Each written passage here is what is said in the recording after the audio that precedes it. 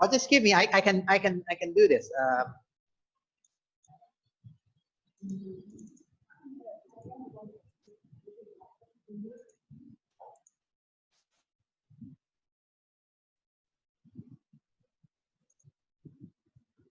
Like for the suicide paper, we have this, like suicide, GitHub data, and all that. But let's go to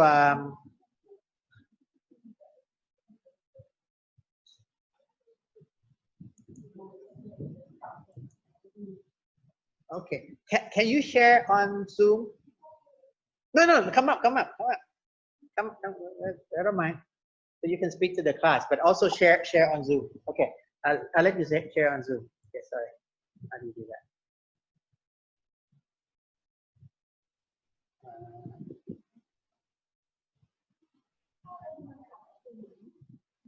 You don't have Zoom link. Okay. This is what he is like.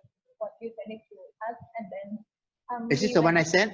Yeah, and then we went to like the reference of each. Okay, good. Into like further information, and this is what I have done for like. ทำไมเข้าซูมไม่ได้ลูกหนูเข้าซูมเลยแล้วกัน Okay. Everybody else also prepare to go to Zoom so you can share. At least start with the key paper. Okay. นัดน้องเข้าซูมได้ไหมหนูหาลิงก์ไม่เจอส่ง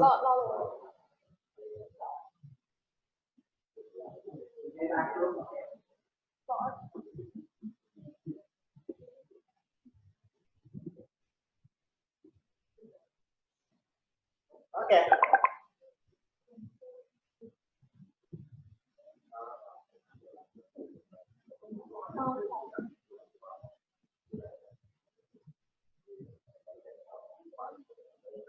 Tell you what, just because we're pretty tight on time. Is your group ready to share on Zoom? Come on.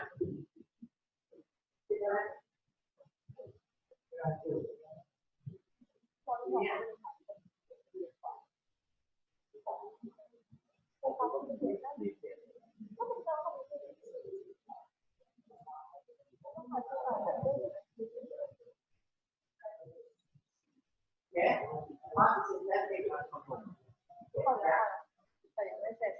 Facebook like and share. Okay. Here. I cannot check in while you're sharing. Oh, I stopped share, right? Sorry. My bad.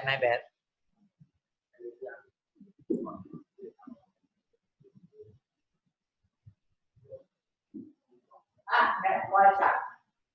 Good. Oh, you got it.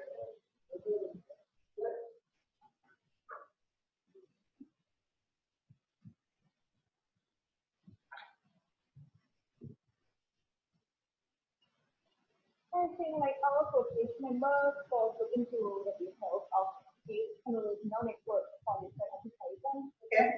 Like Good. This one is for image classification. By the way, this image net, that's 2011. That's the breakthrough. This is the one that puts his face on it. That's the one I'm talking about, Alex net. The first one that put in the first order.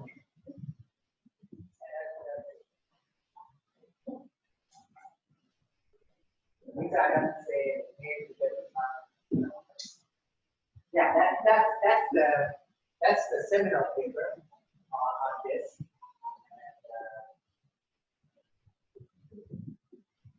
But it's not just image, by the way. The 6-day problem with smart image recognition is much harder. I was kind of like making a trivial case comparing the 6-day to image. So it's a harder problem, but still. What you do, Alex, net today, you do nothing 6 days today.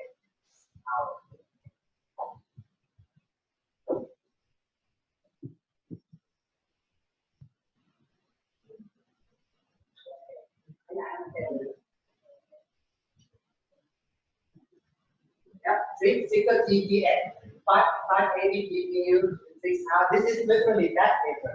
This paper is probably the most famous paper in learning of this era.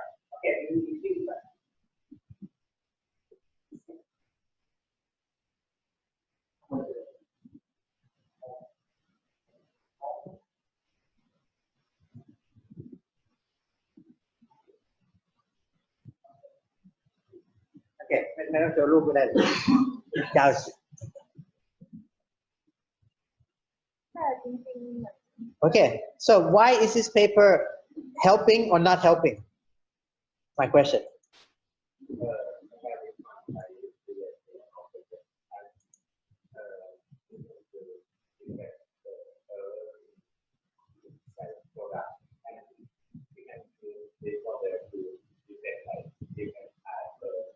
Good. I think this one again is very good in terms of recognizing shape.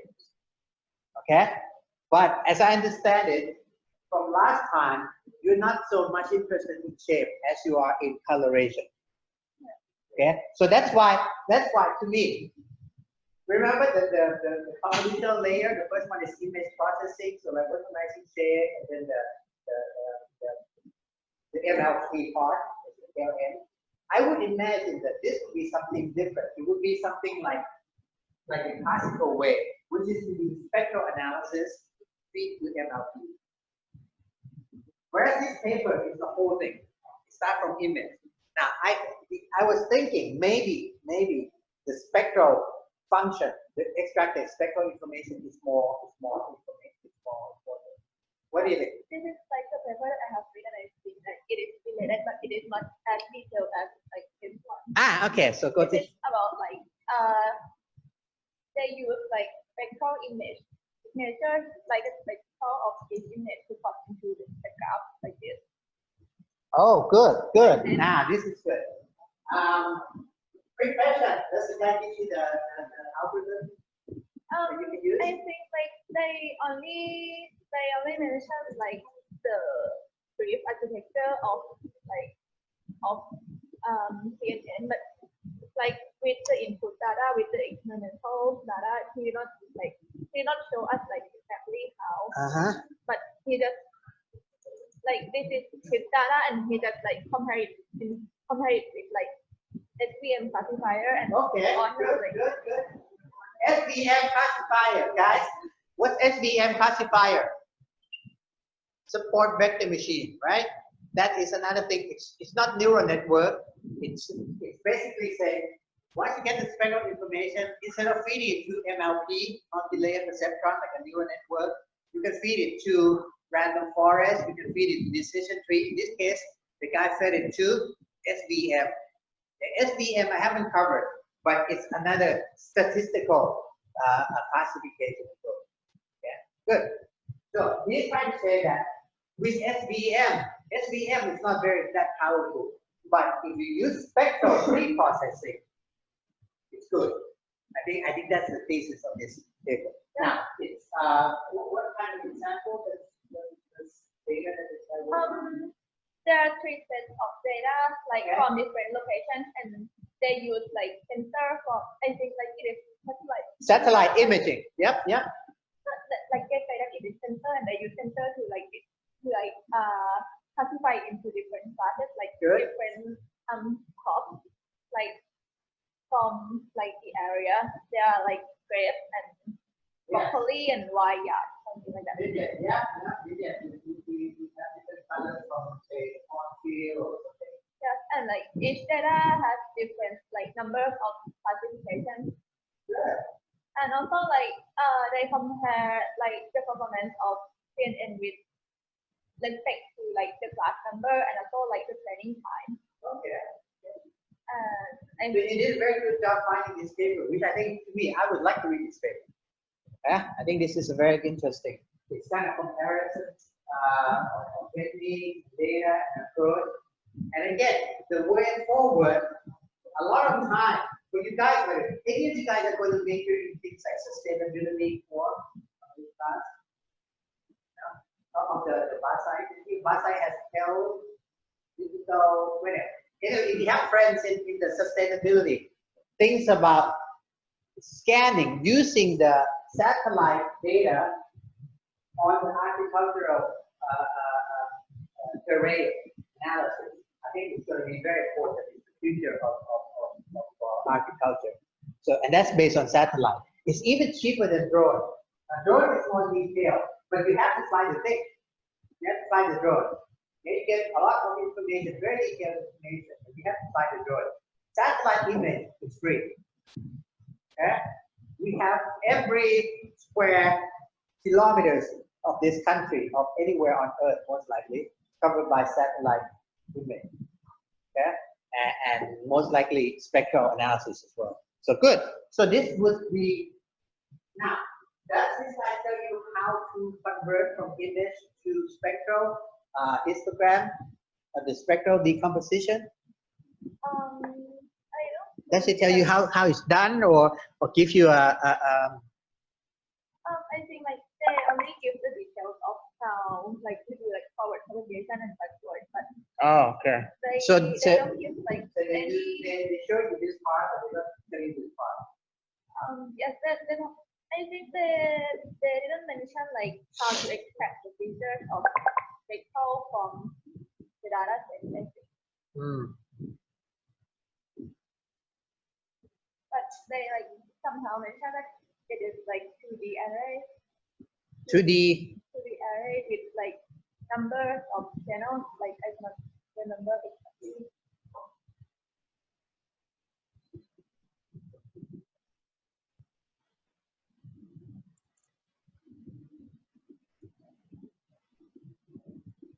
I think like the data maybe like was extracted the hyperspectral from the image before like processing.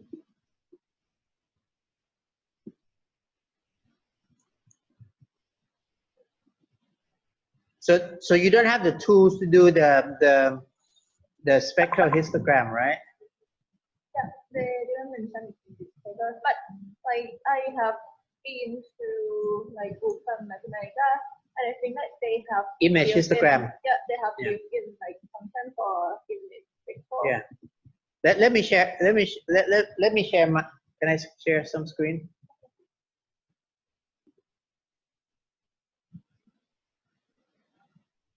Okay.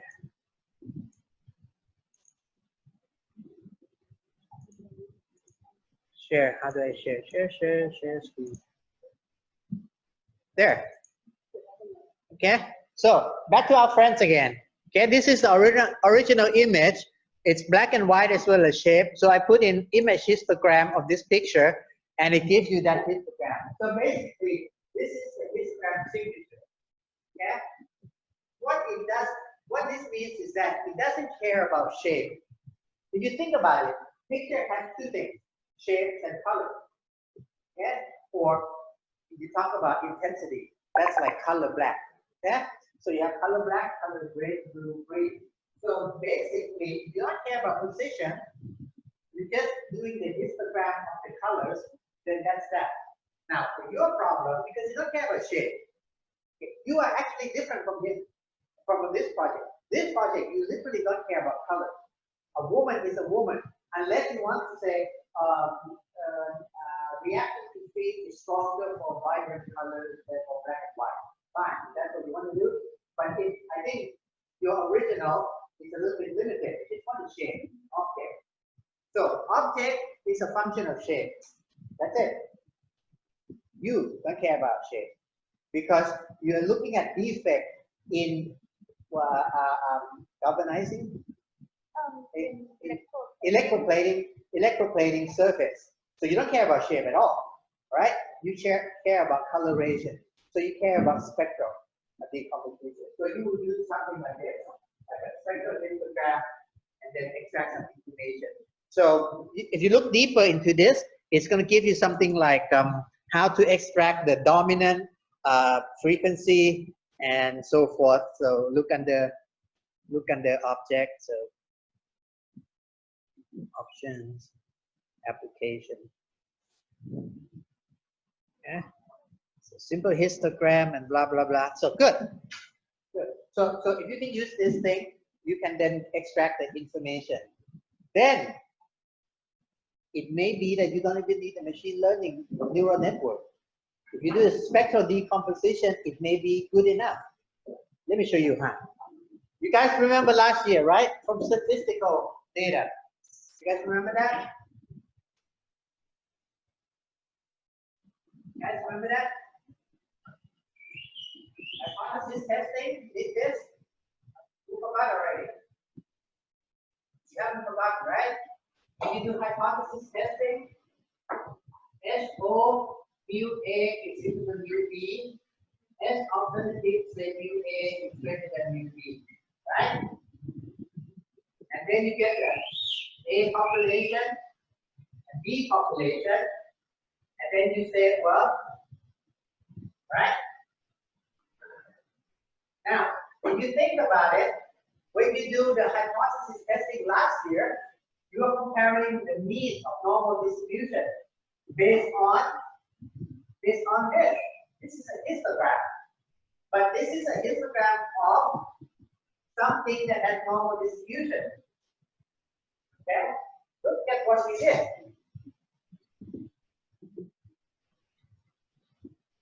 This is actually a histogram, but you can imagine that it's a lot more messy. It has one histogram for each color.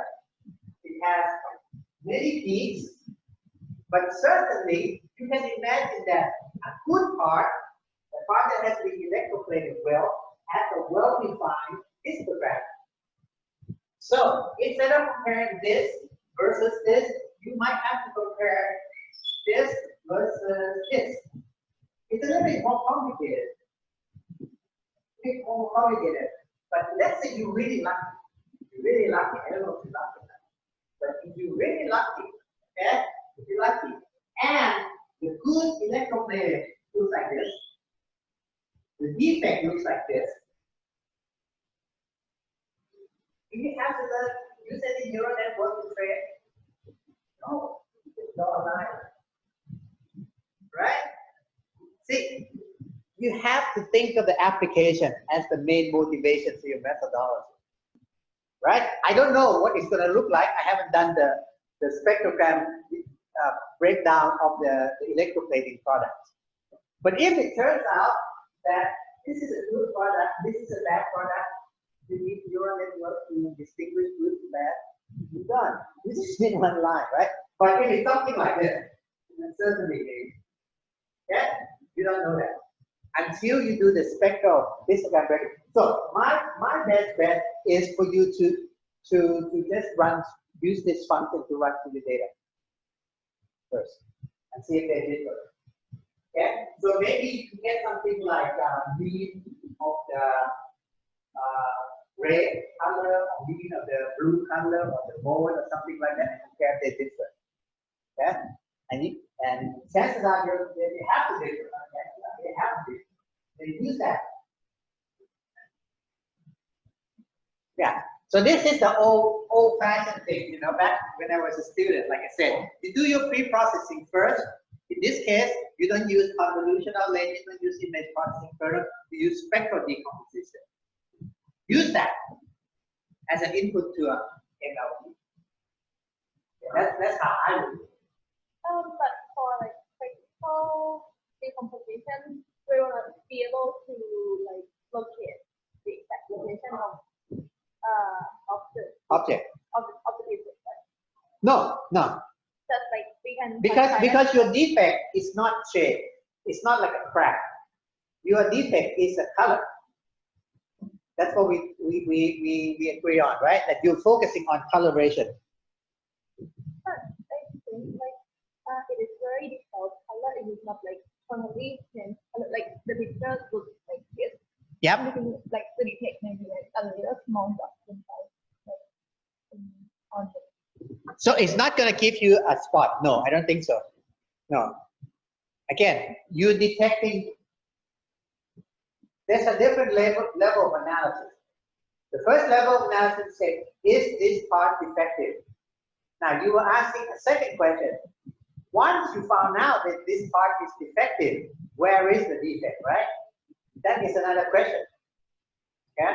But my guess is this.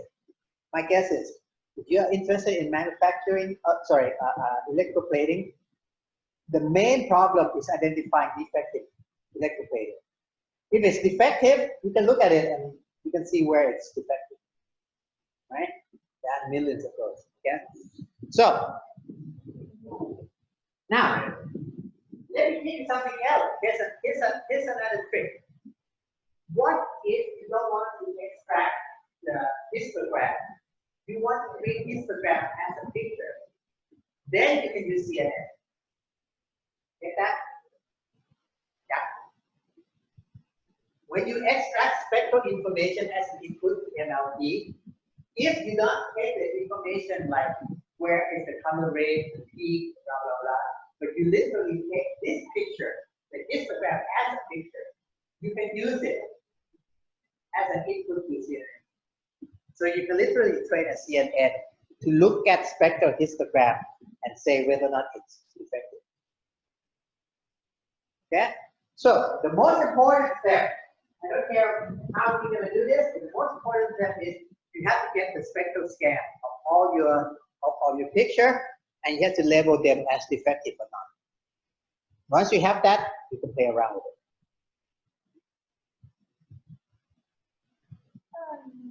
I think our dataset has some problem as it is not perfectly taken, like the different angles and like the lighting also. So like at first I thought that we would have to divide the pictures into and go like into channels like just no. And then like just what I would do is object recognition first, because that gives you a tighter crop. Okay, so you don't get all the background white that doesn't add anything, right? So you draw a tighter rectangle. Okay. I don't think you need to do the object. There's a even faster function that does the cropping. So because the object content function in Mathematica does not only cropping but tells you what it is, right? In this case, you don't want it, the program to tell you what it is. It's not a crop picture. So there's a faster function that does that. I don't know what it's called, but you can search that. Just put in Mathematica cropping object within big picture or something like that. Okay, use that. That's going to be faster. So run through that. Okay, so you get all kinds of, because when you scan, it's like scanning. If you do automatic scanning, by the way, in the old days, if you scan the picture, it scans the whole A4 area, right? Now I can put in a picture that's like this, and the algorithm will automatically crop it. Same thing, it's an algorithm. Okay? So it's throwing away the background. If it's really good, you might have one that say background equal to black or something. I don't know. Okay? So you did this, then you get the spectral information. Spectral information is information. Again, always say what is my data, what is my method, and when the data meets the method is where you define the variable as what's your x. Okay? What's your x? My x will be something about the spectral histogram. My y is yes or no, defect or not defect. Okay? When you say where is the defect, that's a different y, right? That's a different y. I think that's harder and probably not that important as an application. Because you want to get the reject, right? You want to get the reject. Okay. Let's get other people if you don't have enough time. Good. Share the link to that paper. Share the link to that paper in line. Nuja.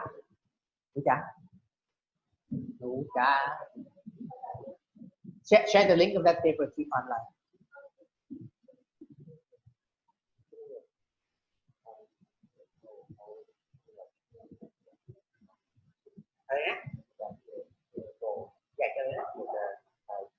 Oh, no.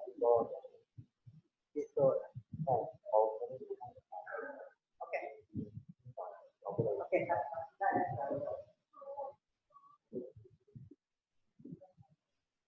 Yeah, we might have to finish on time because. Okay. So first, share your Zoom. Let me stop sharing.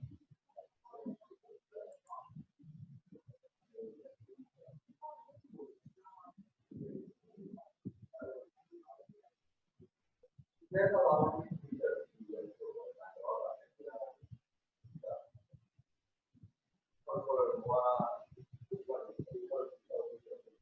no, I don't care. Just pick one to discuss with your friends.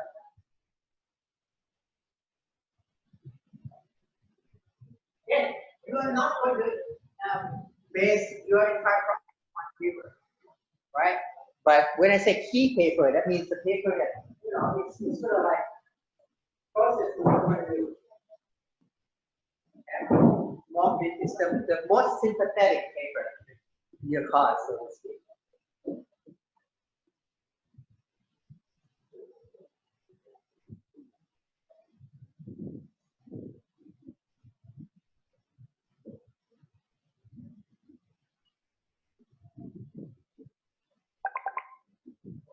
So,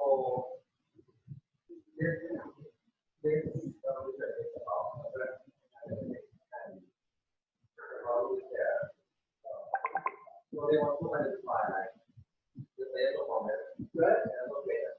Because mostly after this course are made by experts are able to give the of how that performs. Okay. Okay. But I think that we were going to use the data that talks about which the attributes that we are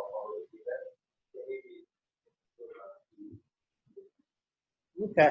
So maybe different criteria, but based on that criteria, they use different criteria, different scoring, but the methodology may still be valid, right? Right. So it's not the same scoring scheme as the CFA, right? It's their own. Yeah. Again, not everything will be exactly right the same. The method may be the same in terms of machine learning, but with respect to the scoring attribute, it's different. Fine, that's not a problem. But in the future, there's no problem. And I think that that's wrong. Right? The higher the scoring is related to. Good. So it's relevant. Now,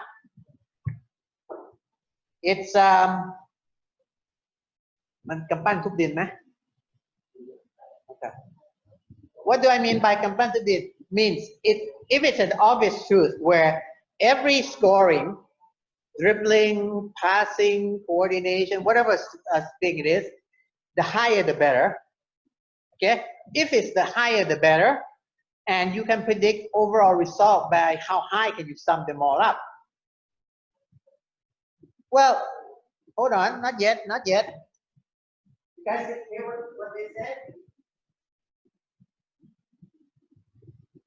They want to predict. They want to predict winning or losing. Winning or losing, right? Now, if they have some kind of attribute, okay, what they were saying is that it's uninteresting because it's monotonic and it's independent. Yeah, two things.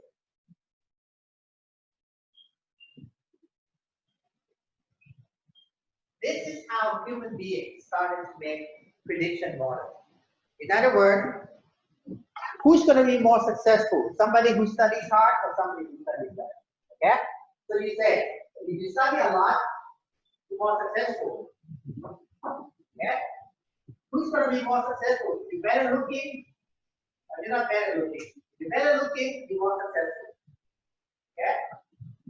Who's going to be more successful? If you have good connection, something like that, right? So each individual factor has a positive, negative thing. The more of this tends to be the more of that, and this is what I call two-thumb economists do. They just add up the factors. You know, it looks like the economy is going to run into inflation because the oil price is high.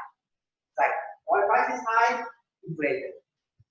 Well, you know what? The consumer confidence is also high. Okay. We also have a lot of foreign investment. Okay.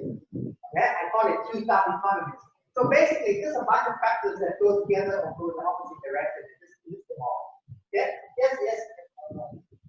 Yeah. So it's stupid. Yes. But it's no more stupid than economists you see on television. All right. Just to say, bunch of positive factors contribute to positive outcome. Now you can do something smarter than television economists.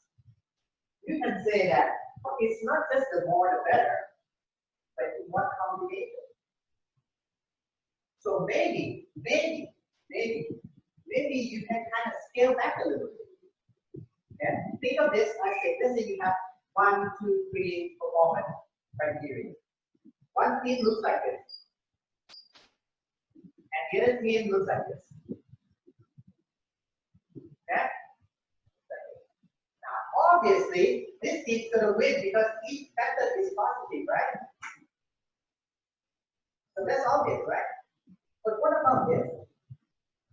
What about between this team and this team? In other words, both of them have very high total positive factor, but different combination, right? So maybe this team dribbles well. Again, I talk about team, but could be individual. Okay, dribbling very well, passing very well, doesn't coordinate, doesn't have stamina, something like that. Or coordinate well, has good stamina, doesn't dribble, doesn't pass. Okay, they all have quote unquote equal strength. Now, each criteria will have different nominalization. What's 100? What's 1? What's so that's a little bit tricky. The point is, if you compare team with more and team with less, yeah, team with more is going to win. And that's what two-thumbs economists do on television. I don't want you to do that. So maybe you can normalize, maybe. You can scale back a little bit. So you have to say, maybe constrain, you have to normalize that everything adds up to 1. So you suppress the value to be same total. But then you can compare the configuration. You know, strong offense with strong defense or blah, blah, blah. Maybe there's more pattern to that. And that's what neural network is in theory. Okay? If you just add individual factor monotonically, more of this, more of that, more of this, and more of that, and independent, right? That's not what neural network is good for. Okay? That's too simple. In that case, you can just do what two-thumbs economists do. Neural network will be excellent when we have something like this. Good player, it's an expensive player, strong result. Strong manager, strong result. But strong player and strong player, when they get together, they fight. Okay? They get nothing done. So it's not monotonic in the sense that, yeah, it's monotonic. Better player, better result, better manager, better result. But positive and positive together leads to negative. So it's not independent. Okay? So you would get a lot of insight from that. So even though this player does this, okay, what is this stop here? So you see what I mean? So the more the better, yeah, obviously. The car is faster, more fuel efficient, you know, better in all respects. It's called dominant. But if you, among the dominant, maybe if you don't have the dominant relationship, okay, just different combination. That's what you want, isn't it? You want the cobweb to fight cobweb, but you don't want the big cobweb to beat small cobweb because that's obvious. It's cobweb of similar size, but different configuration. Yeah, maybe strong here, strong here, strong here. Who beats strong here, strong here, strong here. Okay. And also, yeah.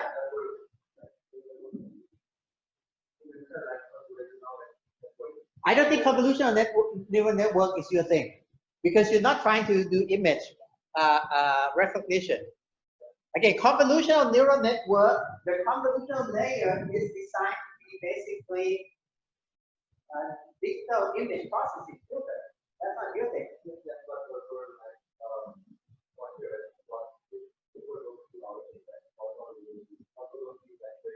Yeah.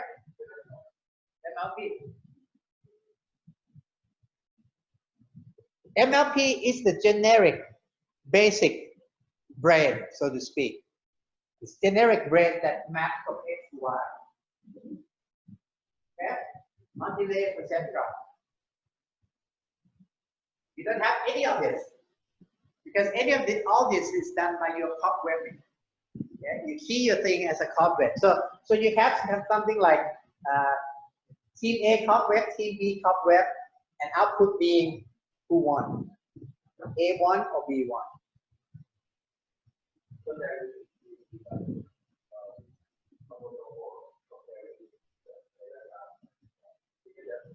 Yeah, So for example, let's just say, let's make it an individual sport, so you don't have a team combination. Okay, let's say one player with the other player. This player is good here, but bad here. This player is good here, but bad here, and blah blah blah. Well, you just put this value as a vector. You put this value as a vector, and the output is the ground truth as to who beats whom. Right? So you have a vector of performance attribute, Yuan Yao, let's say, okay, visitor, home, and then home wins as your target variable. Okay? If it's 0, then the visitor wins. Yeah, that means the basic architecture. Yeah, convolutional neural network is not generic neural network. Okay, it's meant to do this kind of image processing.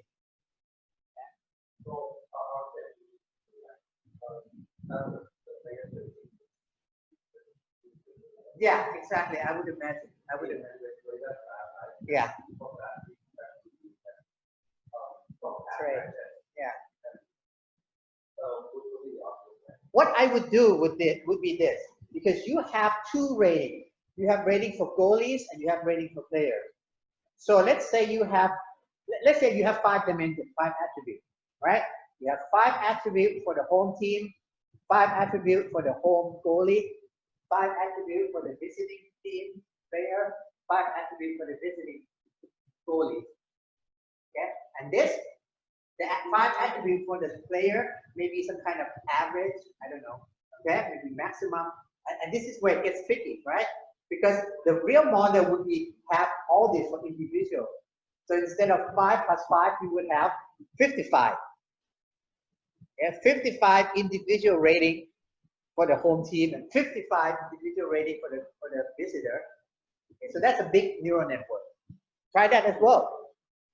But the first instance I would do is average the player and then the goalie. Then average the player goalies, that gives you a vector of, let's say, 20. Yes. Yeah.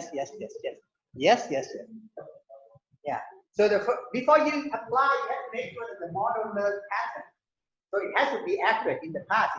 You have to test and say it gets good accuracy. Once you get good accuracy, then you can start saying, oh, this Sunday, this team is coming with this profile of player. How should we set our defense or something like that? And that comes later, but you cannot get to that if you don't have good prediction to begin with. So it's going to be like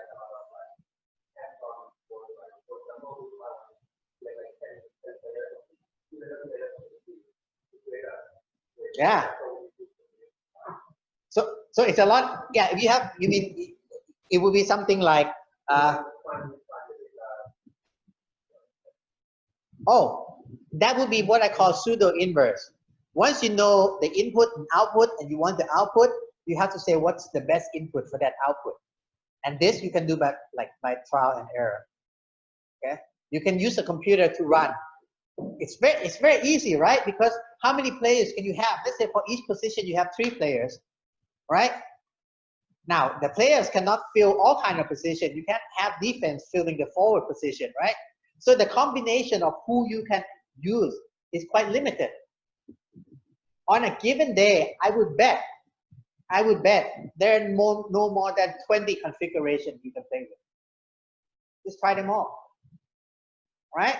But certainly you're not going to try something silly like putting your forward guy in defense, the defense in forward, right? You maybe switch your wing, yeah, left wing to right wing to left wing, but certainly not front to back. Okay, so there are very limited combinations that you can try. The point is, if you have the combination, okay, who's going to be at your front right, front wing, left wing, middle, and so forth, right? You certainly can't get defense guy from the bench to do that, but you can get forward guys from the bench to do that. So think in real life. Think in real life. In real life, in terms of an actual line of formation. Okay. In military terms, called order of battle. Who's where and what, ready to fight. Okay, this would be who is in what position. There's a limited number. You maybe have a midfield that is indispensable, and you really definitely can't replace him with anybody else. You're gonna have this guy. Okay, there's no point trying the other guy. Right? But the point is, you have to start with good prediction. Build that first, right now, right this week.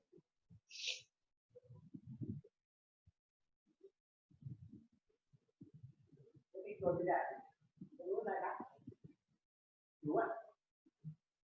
What team? No shield. Okay, earn no shield. What are you doing? Financial crisis? Yeah, this team is going to have the toughest time, I think, among the project. But let's see where you got so far. Okay, share your thing. So again, send the link. Okay, send the link of this paper in the line group so everybody can play with that. And okay, go.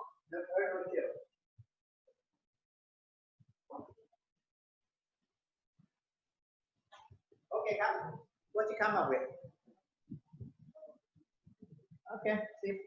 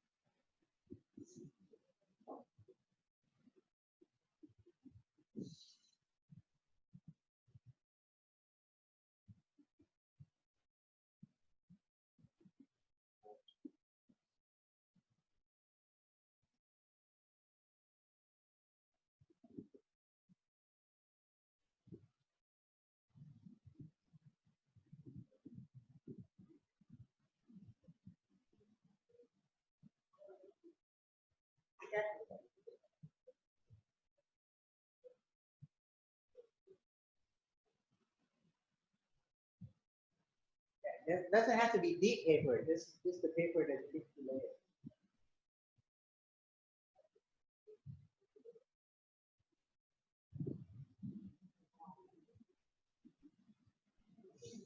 I mean, you're basing your thing on Dalio, so I think we don't have that much choice. ได้ไหมลูกหาลิงก์ได้ไหมจ๊ะอ๋อเหรอ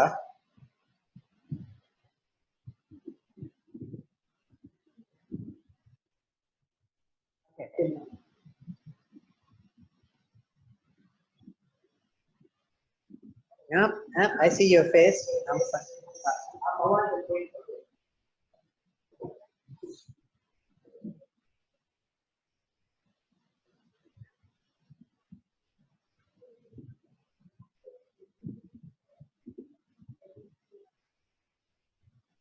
Okay, we have the factors. Obviously, we have the factors and we find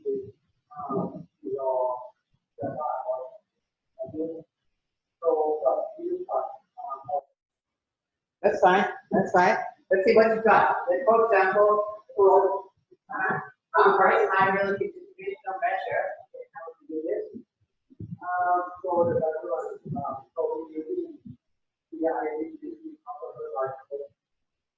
can compare here of the 2011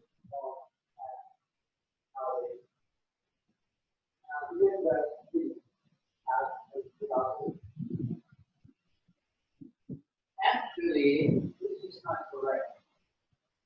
Our price is high relative to traditional measure. Okay, CPI is the traditional measure. Okay? CPI is the traditional measure. So when you say price is high relative to traditional measure, yeah, traditional doesn't mean negative. It means traditional measure of price. CPI is the traditional measure of price. So you have to find other measure of price relative to this. For example, example, if you go to the Bank of Thailand page, look up that price index, there'll be a lot of price indices that is not CPI. Okay?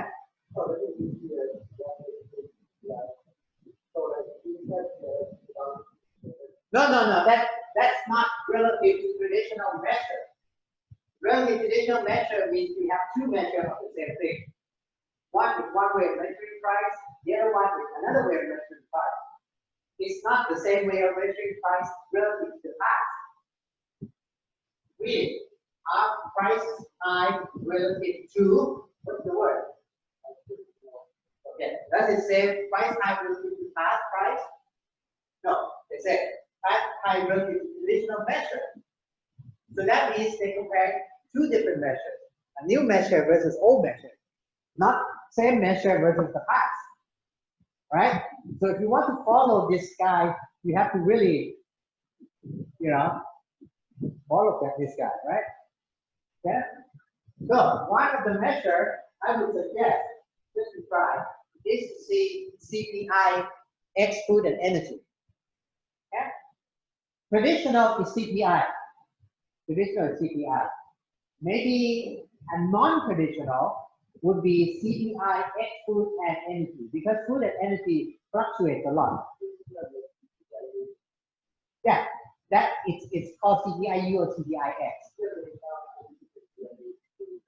Okay, what this guy is saying, and this is a little bit old-fashioned, CPI is the traditional.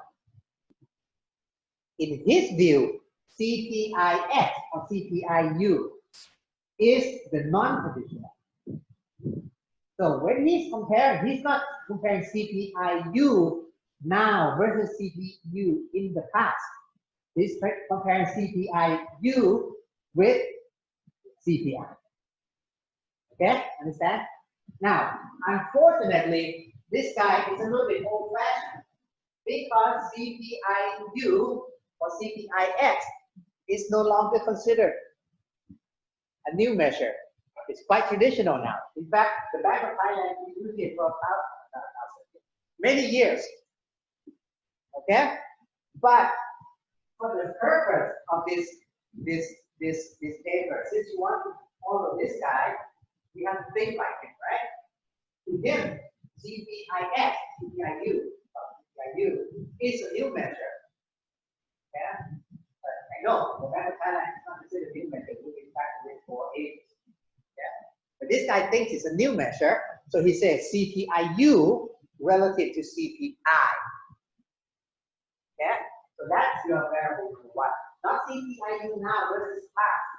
That's not it. That's not what it says. Okay, so prices, we can say price, we give some kind of price. New measure, in this case, we use CPIX. Okay. Our price is counting future rapid price appreciation.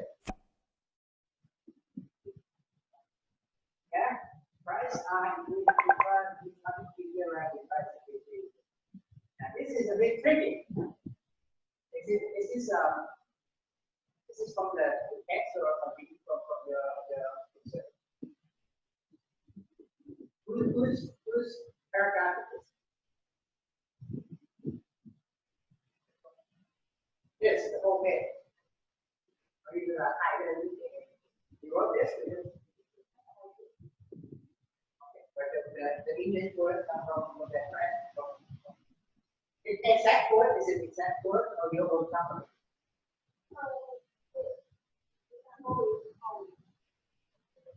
Okay, price I increased my too fast. But the factor, that's exact word, right?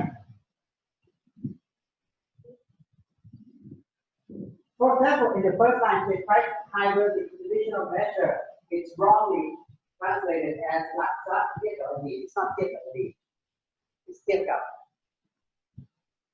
measure มาตรฐานวิธีวัดแบบโบราณ Okay, so I want to know if the black line, that's the 1, 2, 3, is that exact word or your own wording?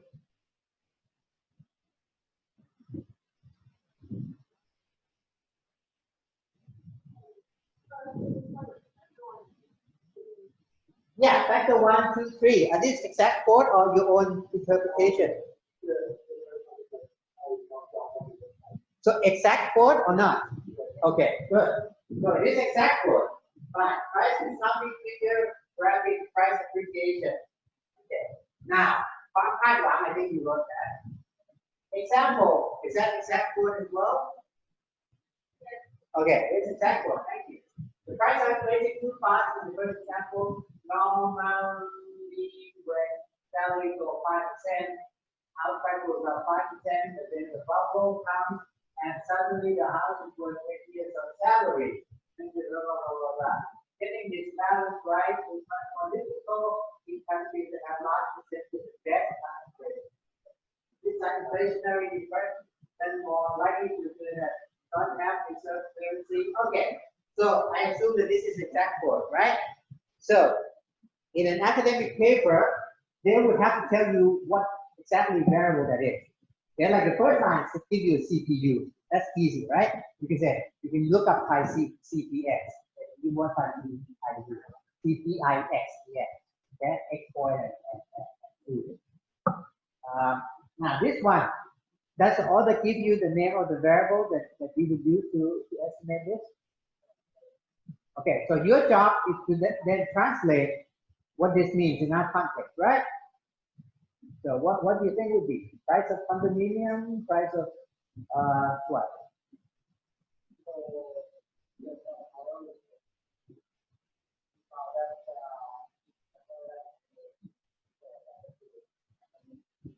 Good, go on.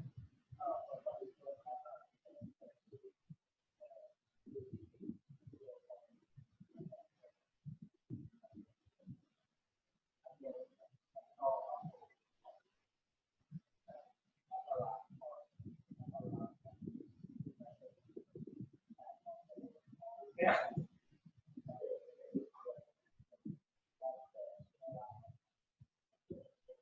Okay, fine. So you can use all these measures. Now, have you tried to get real number for Thailand? What it looks like? Do we have high or low reserve currency? Yeah.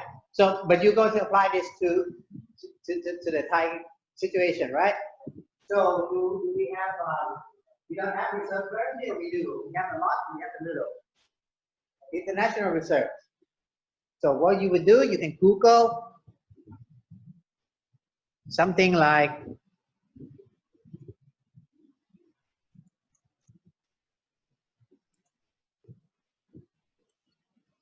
which country ranking by international reserve. Yeah.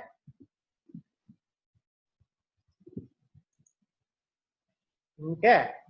List of country by international reserve. Thailand is the 12th largest reserve holding country in the world. Okay, so that's from here. Okay, the largest is China, followed by Japan, Switzerland, Russia, India, Taiwan, Saudi Arabia, Hong Kong, South Korea, Brazil, Singapore, Thailand. Then Germany, France, Mexico, Italy, United Kingdom, Israel, Czech Republic. Okay, so that's international reserves. So this would be something like, now, it's international reserve relative to what, right? It has to be relative to something. You would say relative to import, right? For example, international, you know what international reserve is, right? It's how much, say, dollar or pound sterling or euro we have in the bank, the central bank, the Bank of Thailand. Yeah. Well, you can imagine that when you import, you have to pay with this. Or you pay it with your own dollar. You don't pay with Bank of Thailand's dollar, but eventually you have to source it. So you can think of it as the ultimate source of dollar in Thailand. Comes from there. Okay. So you have to maybe divide reserve by size of import. I don't know, right? Because the country that doesn't import a lot doesn't require a lot of reserves. Let's say. Okay. So you have to go on. This sort of thing you have to do. Yeah, and basically the reason I think you have the hardest time compared to other teams is because the source material you're using is a private analysis. It doesn't give you the data definition. Just giving you a concept. Okay? So you have to interpret all the variables yourself. Now, purchase be financed by high leverage. No, high leverage is not confidence. Leverage means debt ratio. Okay? If you have $1 million and you buy a condominium of 3 million, okay, your leverage is 3:1. Right? But if you have 1 million baht and you borrow, you had a 9. Okay? Then it's 9:1. Okay? So leverage ratio is that. It's debt to equity. Okay? It's the money you have, the money you borrow.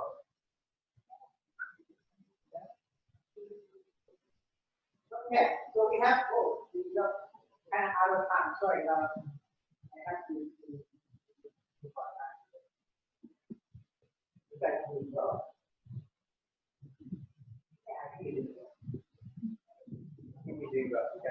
Okay, yeah. You feel free to talk a little bit with the TA, but I have to run, so I can't. It'll be next Monday. Maybe you should come ahead of time before 9 o'clock, so we can do all the roll call.